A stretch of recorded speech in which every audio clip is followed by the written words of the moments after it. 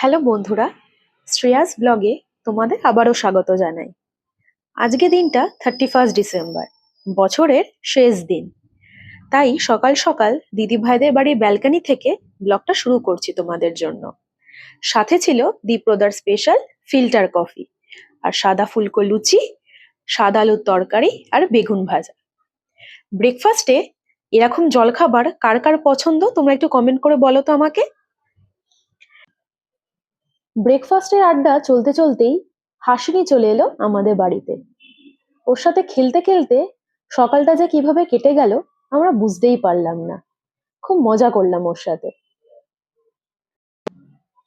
তারপর বিকালের দিকে আমরা চলে গেলাম কাডোগোডি মেট্রো স্টেশনের কাছে গোয়ালিয়া একটি মিষ্টির দোকানে, যেখানে গুজরাটি এবং রাজস্থানি মিষ্টির প্রচুর সম্ভার। এখানে এমন একটি দোকান যেখানে ভেজ খাবার আপনারা বসে খেতে পারেন, যেমন ছোলে বাটোরে, পনির, নানা রকমের ভেজ আইটেম বসে খাওয়া যায়। এখান থেকে কিছু মিষ্টি আমরা 1 জানুয়ারি ঠাকুরকে পুজো দেওয়ার জন্য কিনে নিয়ে গেছিলাম। এত সুন্দর ডেকোরেশন আর এত অ্যাস্থেটিক ভাবে সাজানো, দেখলেও ভালো লাগছে। দেখতেই পাচ্ছ গিফট প্যাকিং এর কত সুন্দর ব্যবস্থা এখানে। ব্যাঙ্গালোরে এলে এই দোকানটি একবার তোমরা সবাই ভিজিট করে যেও। আশা করছি তোমাদের সবার খুব ভালো লাগবে। সিটিং অ্যারেঞ্জমেন্টের ডেকোরেশনটাও খুব সুন্দর করে সাজানো।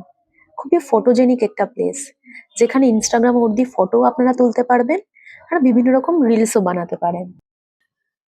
সবার শেষে আমরা চলে গেলাম একটি কেক শপে। 1 জানুয়ারি আর রাত 12টার সময় একটু কেক কাটবো না, সেলিব্রেশন করবো না, তা কি কখনো হয়? তাই একটা কেক পছন্দ করে আমরা বাড়ির দিকে রওনা দিলাম। তোমরা কে কে কালকে কেক কাটছো অবশ্যই আমাকে কিন্তু কমেন্টসে জানিও। বাড়িতে ফিরেই জোর কদমে ডেকোরেশনের কাজ শুরু হয়ে গেল। সাথে ছিল মেসো, দীপ্রদা আর দিদি ভাই। আজকে এই পর্যন্তই আমার ডেলি ব্লগ থাকলো। বড়দের প্রণাম এবং ছোটদের ভালোবাসা জানালাম। ভালো থেকো, গুড নাইট।